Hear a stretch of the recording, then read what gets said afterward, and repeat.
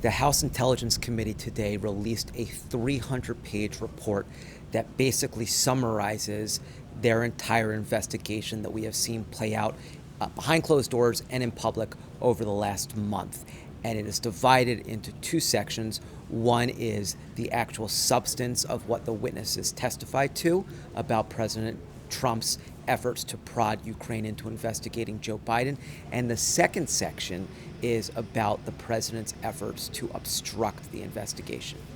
This document, which is produced by the House Intelligence Committee, functions as a blueprint for House Democrats as they go about conducting their impeachment inquiry. We are expecting later this evening the House Intelligence Committee to vote along party lines to send this document to the House Judiciary Committee, which has its own hearing on Wednesday.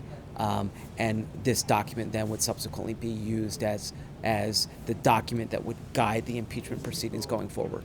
I think what is sort of most significant is to see the way the accusations are laid out in unsparing and vivid and evocative detail.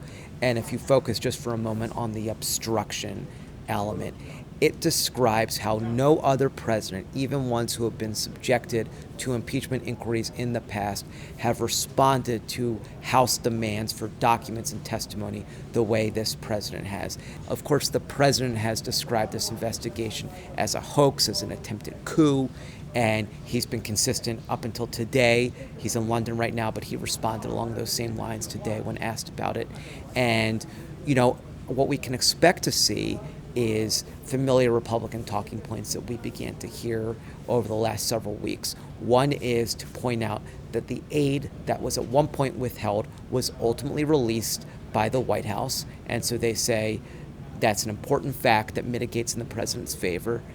They suggest that the president's conversation with the Ukraine president was never actually an order, was not a quid pro quo. If you're a Republican and you support the president, you're going to try to exploit any sort of opening and suggest that we're not learning anything new from this document that we didn't already know.